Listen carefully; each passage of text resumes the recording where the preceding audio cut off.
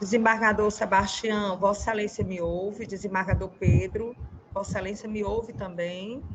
Sim, estou ouvindo. Desembargador Edivaldo Moura, Vossa Excelência pode dar início à sessão.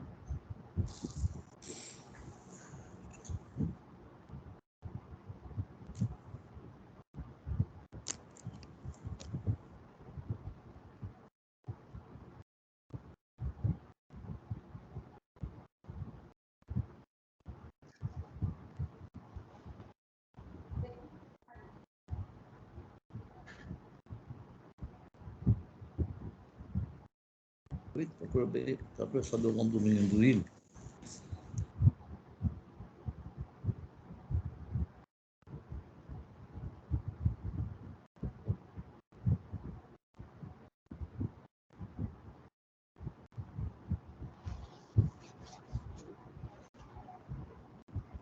Desembargador Edivaldo Moura.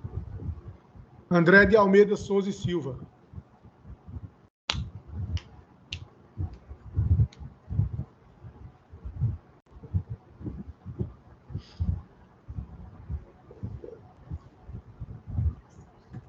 Bom dia. Podemos começar, né, doutora? Bom dia.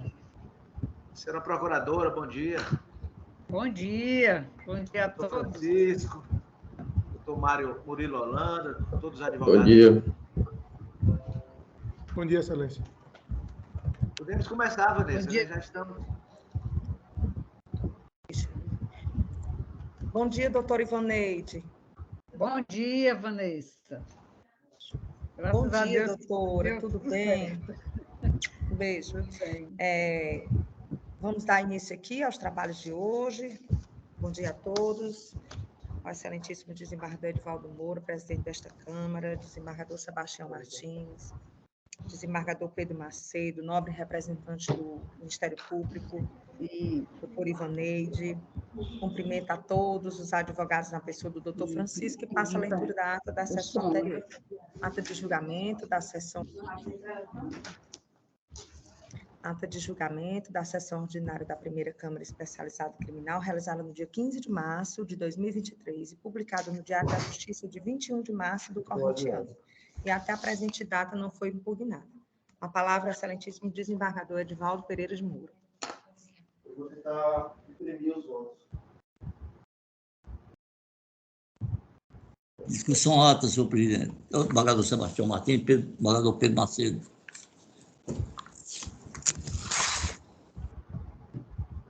De acordo, senhor presidente. Aprovada, doutor Vanessa.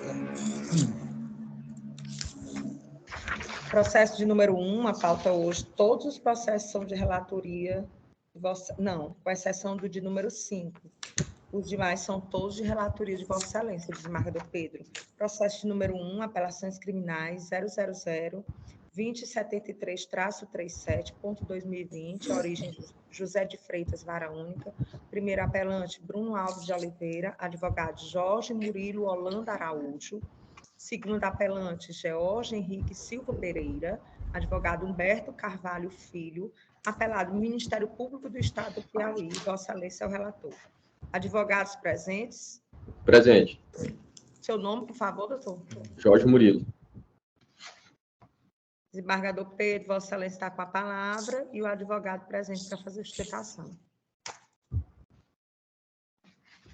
Desembargador Pedro, o seu microfone está desligado.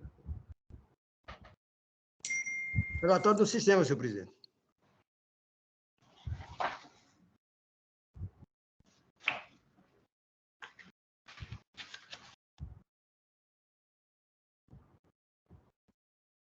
Bem, formalizar os cumprimentos, então. Cumprimento do desembargador Edivaldo Moura, presidente desta sessão. Cumprimento do estimado colega e amigo Sebastião Martins, desembargador Sebastião Martins, a digníssima procuradora, doutora Ivaneide Assunção Tavares, que eu faço um registro com a aparência, com a imagem de que está é uma mulher de fé, serena, tranquila, sempre com todo vigor, e certamente que isso é a fé que Deus lhe concede para enfrentar as adversidades da vida e as dores da alma.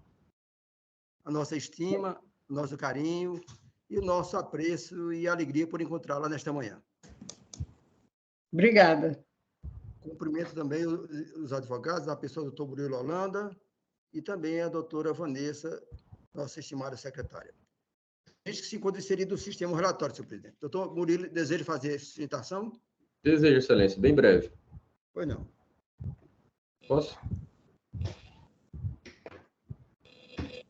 Posso iniciar, né?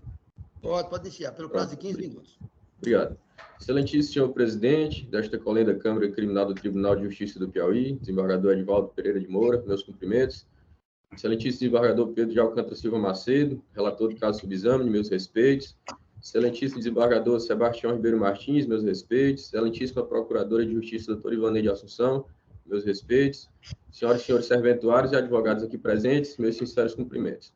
Excelências, trata-se de recurso de apelação interposto à época pela Defensoria Pública em favor de Bruno Alves de Oliveira, pugnando, em síntese, para ser bem breve, a absolvição em razão da fragilidade das provas e, subsidiariamente, pela fixação da pena base no mínimo legal, em razão da equivocada valoração da culpabilidade e consequências como negativas, bem como requerendo o reconhecimento da causa de diminuição previsto no parágrafo 4º do artigo 33 da Lei de Tóxicos. Pois bem, excelência, sabe-se que para fins de condenação deve-se existir o chamado estándar probatório, isto é, parâmetros legais, provas seguras, confiáveis, para se chegar a uma condenação. De modo que essas provas elas devem ser claras e convincentes, devem ser mais prováveis que a sua negação, devem ser preponderantes e devem ir além de qualquer dúvida razoável.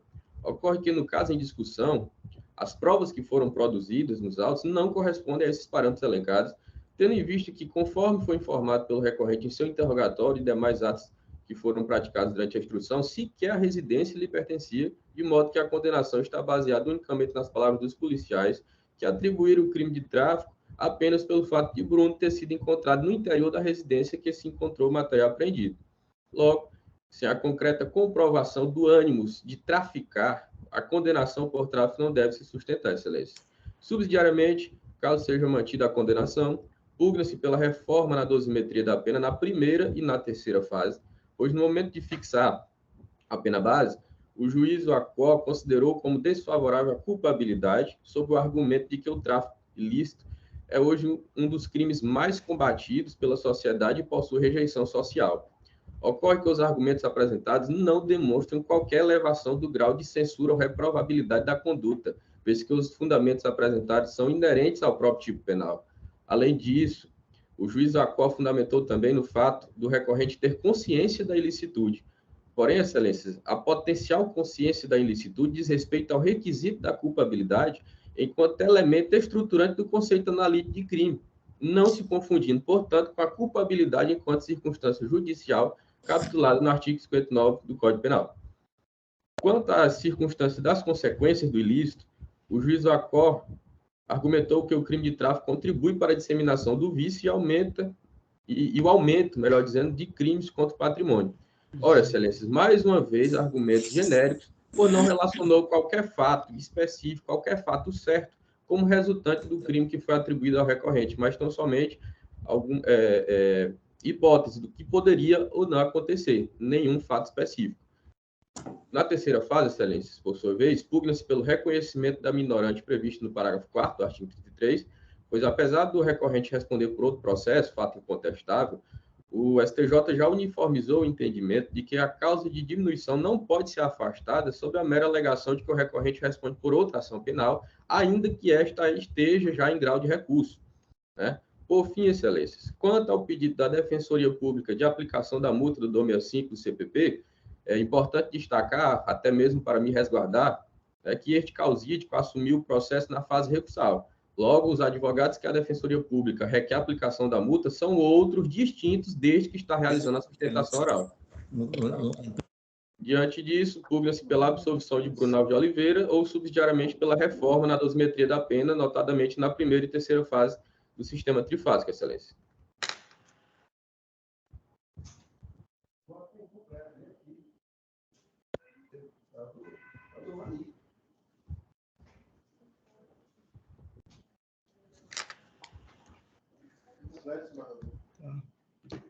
Senhor impressão. presidente, só um minutinho aqui, por favor, só para conferir aqui uma página do voto.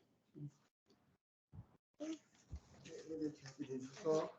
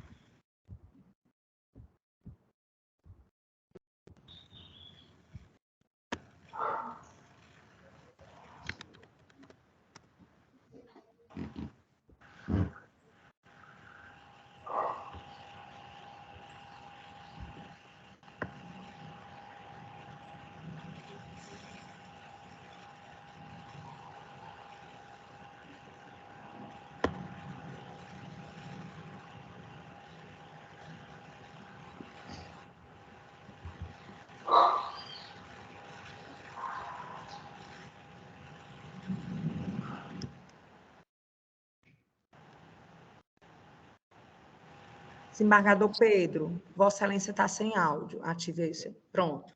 Bem, passo, então, ao voto. Nós estamos conhecendo o recurso por ser cabível e tempestivo.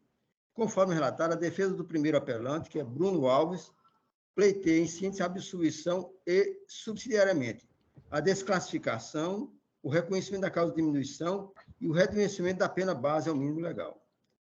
A defesa do segundo apelante, que é George Henrique, por sua vez, suscita preliminar de nulidade das provas obtidas durante o cumprimento de mandado de prisão e, no mérito, pleiteia a absolvição e, subsidiariamente, o reconhecimento da causa de diminuição e o reconhecimento da pena base ao mínimo legal. Passo, então, a apreciar a preliminar suscitada pela defesa do segundo apelante. Aduz que, abro aspas, os agentes policiais forçaram a invasão sem qualquer autorização, até porque, se o fizessem, estariam assumindo a ilegalidade de seu comportamento, fecho aspas, ao tempo que ressalta que, abro aspas, não foram sequer observadas as disposições legais contidas no Código de Processo Penal e na recente lei do abuso de autoridade, fecho aspas. Alega que, abro aspas, o horário da invasão na residência onde estavam os acusados era entre 21 horas e 22 horas, totalmente fora de previsão legal, fecho aspas, o que implicaria nulidade das diligências realizadas pelos policiais. Argumenta, por fim, que, abro aspas, a atitude arbitrária dos agentes públicos constitui premissa básica para a aplicação da teoria dos frutos da árvore envenenada, de modo que as provas obtidas por meio da medida invasiva são consideradas essencialmente ilícitas. Fecho aspas. Ao final, público pela declaração de nulidade das provas colhidas. Após a análise detida dos autos, constata que não assiste razão às defesas.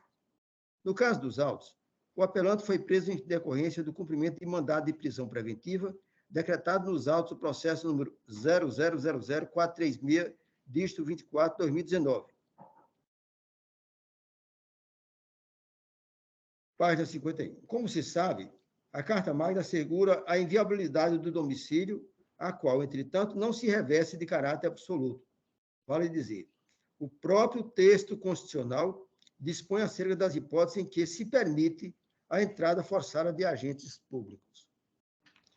Visando melhor compreensão da matéria, destaca-se o teor do artigo 5º, inciso 11, da Carta Magna. Transcrevo aqui e peço vênia para dispensar a leitura. Registre por oportuno que a Lei nº 13.869, de 2019, que dispõe acerca dos crimes de abuso de autoridade, regulamentou o horário para cumprimento de mandados de busca e apreensão, ao estabelecer, no artigo 22, inciso 3, que constitui crime a conduta do agente que, abro aspas, cumpre mandado de busca e apreensão domiciliar após as 21 horas ou antes das 5 horas. Fecho aspas. Dessa forma, a contrário senso, conclui-se que o cumprimento dos mandados que sejam a entrada forçada em domicílio dar-se-á entre 5 e 21 horas. Pelo visto, os policiais civis ouvidos em juízo, foi Moisés e Benedito, informam que, ainda na noite anterior à prisão, deram início às diligências para, abro aspas, reconhecimento, fecho aspas, do local em que o apelante se encontrava. Afirmo que, no dia da prisão, abro aspas, no finalzinho da tarde, fecho aspas, chegaram à residência em que ele se encontrava, merecendo destaque o fato de que se tratava de imóvel que, abro aspas, não era murado, fecho aspas, conforme se extrai do depoimento prestado por Moisés Pereira. Essa testemunha, aliás, menciona que, durante uma das aproximações, foi possível visualizar a silhueta do apelante, enquanto ele caminhava no interior do imóvel. Oportuno destacar que ambas as testemunhas confirmam, de forma uníssona, que, ao se aproximarem do imóvel, o qual, frise, não possuía muros, foram, abro aspas, recebidos com tiros, fecho aspas, e então revidaram, também por meio de disparos de arma de fogo, para em seguida adentrarem de fato no imóvel e efetuarem a prisão dos apelantes. Nesse contexto, vale registrar que a ação dos policiais se deu de forma legítima, por duas razões. A uma, porque se aproximaram do imóvel antes de 21 horas, e conforme exposto, trata-se de local sem muros, não havendo, portanto, que se falar em violação do domicílio. A duas, porque, depois de se aproximarem da entrada do imóvel, foram recebidos com disparos de arma de fogo efetuados do seu interior. A propósito, agiu acertadamente o magistrado Acó ao registrar que, abro aspas, ao serem recebidos a tiros, não há que se falar em invasão de domicílio, posto que existiam fundadas razões para concluir pela prática de crime. Ali, fecho aspas, vale dizer, ficou evidenciada a prática do crime tipificado no artigo 15 da Lei nº 10.826 de 2003, disparo de arma de fogo. Nesse ponto, sequer haveria, como bem registrou o magistrado Acó, abro aspas, se falar em necessidade de mandado ou de consentimento dado pelo acusado, sendo que os policiais foram recebidos a tiro e o entorpecente foi achado no interior do imóvel. Fecho aspas. Acrescido do fato de que há relatos acerca da existência de, abro aspas, um buraco no chão da casa onde foram localizadas as drogas. Fecho aspas. A propósito, destaca-se que o STF, ao julgar o recurso extraordinário 603.616, Roraima, de relatoria do eminente ministro Gilmar Mendes, definiu, em síntese, que o ingresso forçado em domicílios, sem mandado judicial e em qualquer período do dia, mostra-se legítimo apenas quando tenha suporte em razões devidamente justificadas pelas circunstâncias, no caso concreto, a indicar que no interior da residência esteja a ocorrer situação de flagrante delito, sob pena de responsabilidade penal, civil e disciplinar do agente ou autoridade. É justamente a situação que se enquadra aqui o caso em discussão. Transcrevo a jurisprudência aqui e prossigo. Dessa forma, percebe-se que a Suprema Corte validou a possibilidade de prisão em flagrante, mesmo em casos de crimes permanentes, desde que amparada em fundadas razões e submetida a controle a posteriori. Abre aspas. Que indique que dentro da casa ocorre situação de flagrante delito, sob pena de responsabilidade disciplinar, civil e penal do agente, ou da autoridade, ou de nulidade dos atos praticados. Fecho aspas. Ora, constata-se, no caso dos autos, que os policiais obedeceram aos dispositivos constitucionais e legais, pois, 1. Realizaram campanas anteriormente à prisão. 2. Encontravam-se munidos de mandado de prisão. E 3. Foram recebidos a tiros quando se aproximaram do imóvel, configurando, então, a justa causa para o ingresso no domicílio. Ressalto que, durante a fase policial, o apelante confirmou que foram efetuados disparos de arma de fogo, o que se confere ainda mais credibilidade à versão apresentada pelos policiais, especialmente porque ele, apelante, em ocasião anterior, já havia trocado tiros com forças policiais, o que motivou, inclusive, a expedição de mandado de prisão. Também confere credibilidade à versão apresentada pelos policiais o fato de que foram apreendidas 3 cápsulas deflagradas de munição calibre 38, compatível com uma das armas de fogo encontradas no imóvel. Laudo de exame pericial, página 49, 50. Portanto, rejeito a preliminar suscitada.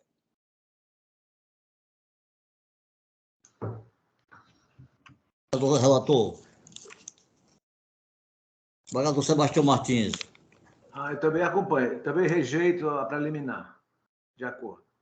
Passa, então, ao mérito da absolvição da desclassificação. A defesa do primeiro apelante, que é Bruno Alves, aduz que, abro aspas, não há nos autos prova diversa do testemunho dos policiais que afirmam que a droga apreendida era para tráfico, fecho aspas, pugnando, então, pela absolvição. Subsidiariamente, pugna pela desclassificação para o delito tipificado no artigo 28 da Lei 11.343, de 2006, porte de drogas para consumo pessoal, sob o argumento de que o apelante seria apenas dependente químico. A defesa do segundo apelante pugna, de igual modo, pela absolvição, sob o argumento de que não existe prova suficiente para a condenação. Em que pese os argumentos apresentados, não lhes assiste razão. Inicialmente, merece destaque o depoimento prestado pela testemunha Benedito Félix, policial civil, dando conta de que se deslocou à residência em que os apelantes se encontravam para cumprir mandado de prisão preventiva em desfavor do segundo apelante, que é George Henrique. Afirma que, abro aspas, as informações davam conta de que George estava escondido na casa de Bruno, fecho aspas, em José de Freitas, abro aspas, e que eles estavam praticando comércio de drogas, fecho aspas, no local, ressaltando que, ao perceber a aproximação dos policiais, abro aspas, houve troca de tiros, sendo que alguns fugiram e 2 foram alvejados, fecho aspas. Afirma ainda que, ao adentrarem no imóvel, apreenderam os entorpecentes e as armas, embora não saiba precisar, abro aspas, quem atirou em quem, até porque nossa equipe era apenas de apoio, fecho aspas. Finaliza dizendo que foram apreendidos um revólver, uma pistola e um simulacro, além de, abro aspas, algumas cápsulas deflagradas, fecho aspas. Moisés Pereira, também policial civil, corrobora o depoimento prestado por Benedito, dizendo, também registrando a troca de tiros, fato ocorrido no município e então teria fugido para José de Freitas. Sustenta que no decorrer das investigações, constatou-se que o Bruno, primeiro apelante, tinha amizade com o Jorginho, segundo apelante, pois no relatório havia várias trocas de mensagem entre eles, fecho aspas, e, abro aspas, de Jorginho com várias pessoas. Ao final, esclarece que, no momento da prisão, abro aspas, cada um ficou dizendo que a droga era do outro, fecho aspas, e que, abro aspas, vários usuários já falaram que compraram drogas com Jorginho, fecho aspas. Ressaltos que foram apreendidos no imóvel onde os apelantes se encontravam, um tablete de maconha, 67 trouxinhas de maconha, 57 trouxinhas de crack e 9 trouxas de cocaína. Laudo de exame de constatação, as folhas 41. Os quais, submetidos a exame pericial, apresentaram resultado positivo para 6,8 gramas de crack, 16,1 gramas de cocaína e 398,2 gramas de maconha. Além dos entorpecentes, foram apreendidos um revólver calibre 38, uma pistola calibre 380, com carregador, um simulacro de arma de fogo, uma balança de precisão, 5 munições calibre 32, 10 munições calibre 38, 13 munições calibre 380 e 3 estojos de munição calibre 38.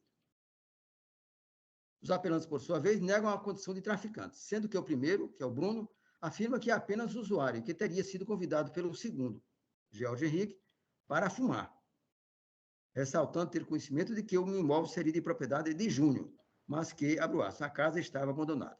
O segundo apelante, que é o George, também nega a autoria delitiva.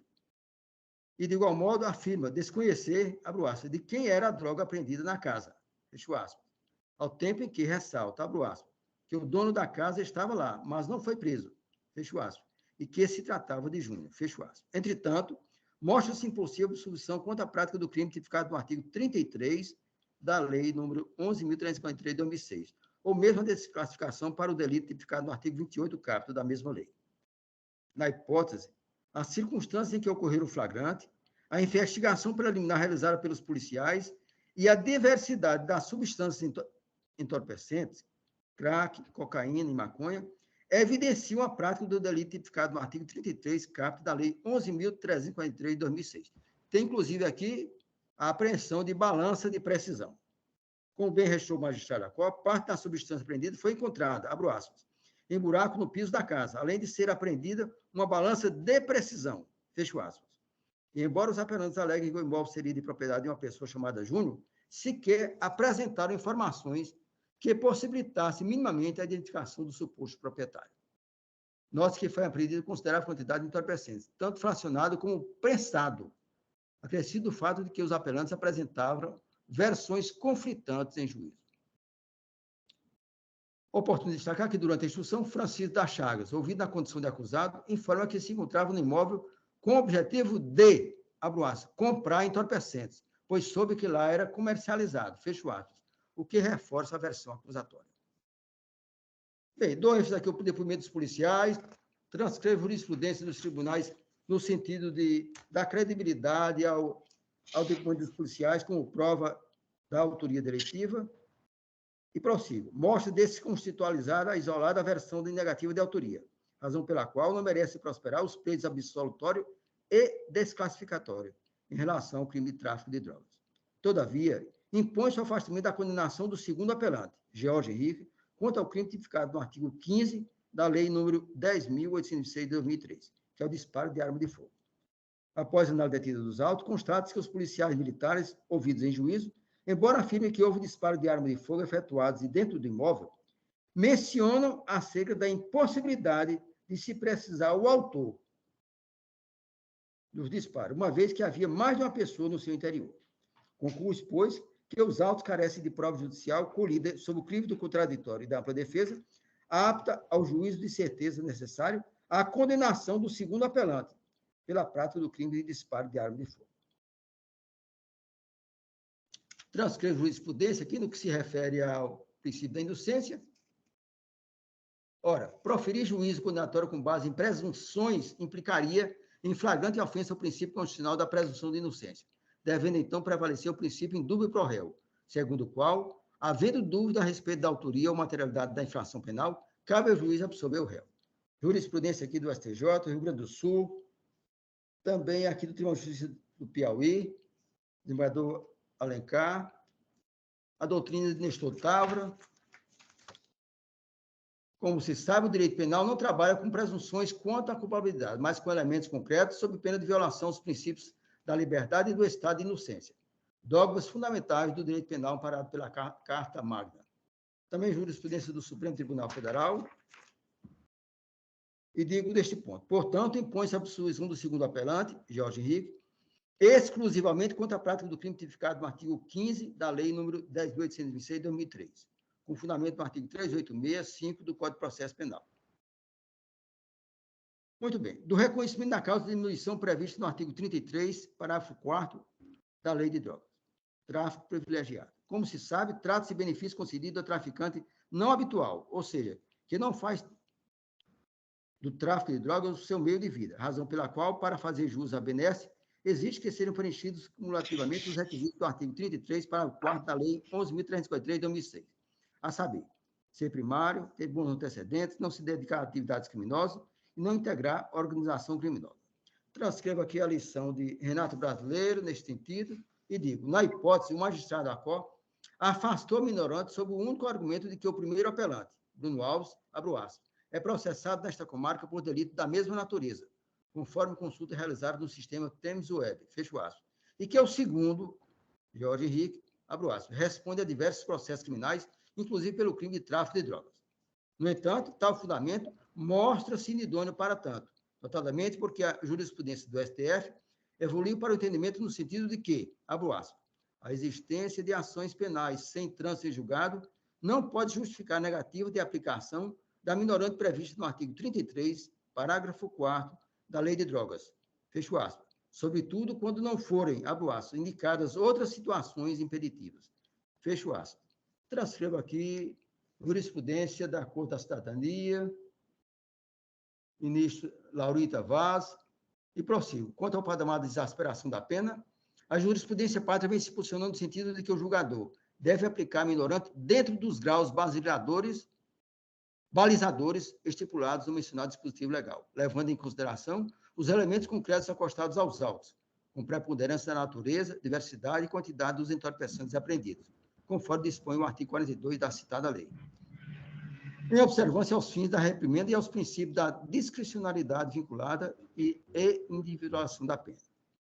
Lição de Renato Brasileiro neste sentido, e prossigo. Diante da expressiva quantidade de drogas apreendidas, conforme exposto nos tópicos anteriores, acrescido do fato de que foram apreendidas armas na residência em que os apelantes se encontravam, impõe-se a redução da pena no patamar mínimo de 1/6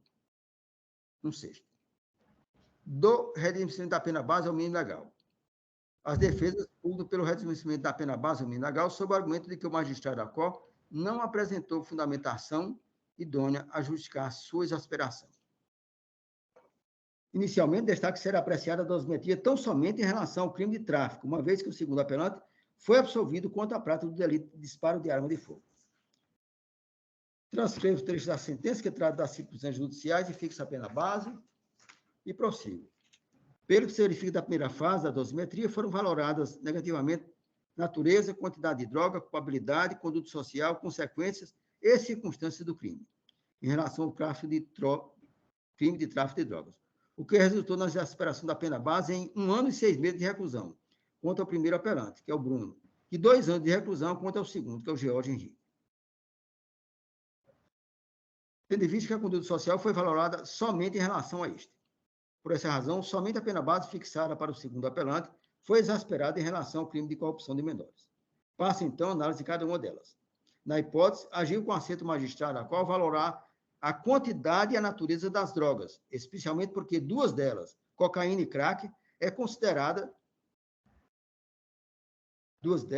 são consideradas substâncias das mais lesivas à saúde e com alto poder viciante, acrescido do fato de que a quantidade de todas elas, somadas, perfaz aproximadamente 500 gramas. Jurisprudência do STJ nesse sentido,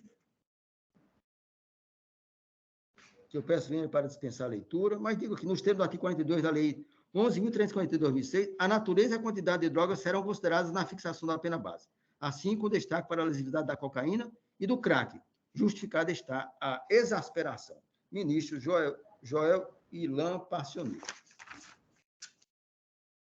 Da mesma forma, o sentencista agiu certamente ao considerar desfavoráveis as circunstâncias do crime, uma vez que o modus operandi esconder a droga em local que dificulta o acesso constitui fundamento suficiente para exasperar a pena base. Jurisprudência nesse sentido.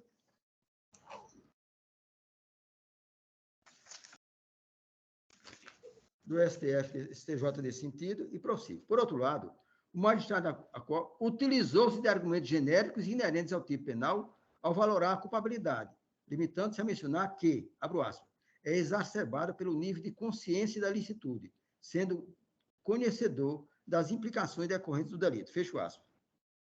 Impondo-se, então, o afastamento dessa circunstância. De igual modo, mostra-se inidôneo para fins de exasperação da pena base, o argumento de que as consequências são, abro aspas, as mais nefastas para a sociedade, fecho aspas, ou que o tráfico, abro aspas, serve de esteira para o cometimento de outros crimes, fecho aspas, até porque tais elementos são próprios do tipo penal. Artigo 33, cabe da Lei 11.343 de 2006. A propósito, o STJ afirmou o entendimento de que constitui flagrante ilegalidade a valoração negativa de circunstâncias judiciais com base em fundamentação genérica e elementos inerentes ao tipo penal. Transcrevo a jurisprudência aqui do STJ. Ministro Félix Fischer. Também deve ser afastada a avaliação negativa da conduta social, pois, como se sabe, a jurisprudência pátria afirmou o entendimento no sentido de que inquéritos policiais e ações penais em curso não podem ser usadas para valorar negativamente as circunstâncias judiciais e agravar a pena base. Do contrário, implicaria em ofensa ao princípio constitucional da presunção de não culpabilidade, nos termos da súmula 444 do STJ. Portanto, como se procedeu ao afastamento de 3 circunstâncias judiciais valoradas pelo juiz de origem, culpabilidade, conduta social e consequências do crime, redimensiona a pena base ao patamar de 5 anos e 8 meses de reclusão para o crime de tráfico de drogas e 1 ano de reclusão para o de corrupção de menores. Na segunda fase, constata-se a ausência de circunstâncias atenuantes ou agravantes. Por fim, na terceira fase, aplica a redução no seu patamar de 1/6, tornando, então, definitiva a pena privativa de liberdade em 4 anos, 8 meses e 20 dias de reclusão. Como consequência, redimensiona a sanção pecuniária ao patamar de 460 dias multa. Em síntese, ficam os apelantes condenados às penas de 4 anos e 8 meses e 4 anos, 8 meses e 20 dias de reclusão contra o crime de tráfico de drogas e 1 ano também de reclusão em face do crime de corrupção de menores. Ao final, devem elas ser aplicadas cumulativamente, resultando, então, a pena definitiva em 5 anos, 8 meses e 20 dias de reclusão. Mantém, entretanto, o regime inicial fechado, tendo em vista a existência de circunstâncias judiciais desfavoráveis, quantidade e natureza da droga e circunstâncias do crime, nos termos do artigo 33, parágrafo 2º, alíneas A, B e C, e parágrafo 3º do Código Penal. Posto isso, conheço do parcial provimento aos presentes recursos, em parcial harmonia com o parecer do Ministério Público Superior, com o fim de absolver o segundo apelante, Jorge Henrique, exclusivamente quanto à prática do crime tipificado no artigo 15 da Lei nº 10.826 de 2003, disparo de arma de fogo. 2. Reconhecer a causa de demolição prevista no artigo 33, parágrafo 4º da Lei 11.343 de 2006, tráfico privilegiado. E redimensionar a pena imposta a ambos os apelantes ao patamar de 5 anos, 8 meses e 20 dias de reclusão, e ao pagamento de 460 dias multa, mantendo-se, entretanto, os demais termos da sentença. É como voto, senhor presidente.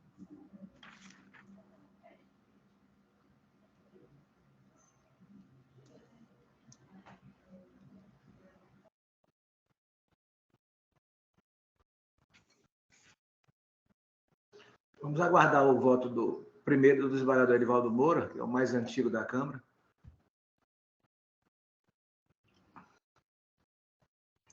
O voto um pouco longo, são 2 acusados, e todo, aliás, e mais de bem um crime, né? voto. Muito bom o voto, muito bom. Vamos aguardar primeiro o desembargador Edivaldo Moura se manifestar. Eu peço a compreensão porque eu fiz uma leitura rápida em determinados trechos e também fiz a leitura lenta para a compreensão daqueles pontos mais importantes. Correto. Desembargador Sebastião Martins, desembargador Pedro Macedo, doutor Evalneide Assunção, doutor Francisco, né? Eu assisti, né? Aliás, escutei atentamente o voto do desembargador Pedro e não vejo outra alternativa senão acompanhá-lo. Eu vou acompanhar integralmente o voto do desembargador Pedro Macedo e colho o voto do desembargador Sebastião Martins. Eu também acompanho o voto do eminente relator, de pleno acordo. Eu proclamo o resultado por decisão unânime nos termos do voto do relator, né? A decisão é a que consta do seu voto. Né? Acho que tem alguma coisinha aí, Rony, que coisinha de nada aí, acho que eu tenho que abrir assim depois de terminar aqui. Seu microfone, desembargador Pedro. Vossa Excelência está falando com a gente ou aí no gabinete? Podemos prosseguir, desembargador Edivaldo? Podemos, sim.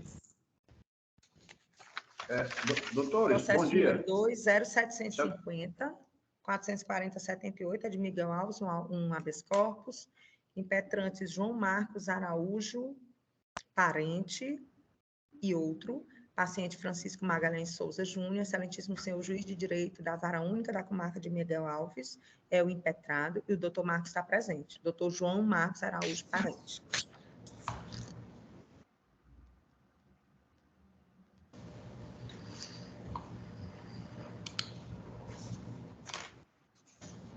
Desembargador Pedro, o advogado está presente para fazer sustentação. Já se encontra inserido no sistema relatório, senhor presidente.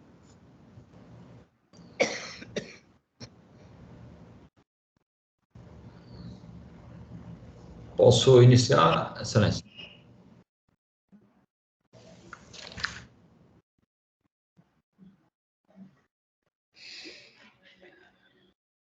Estão me ouvindo? Sim. Pronto.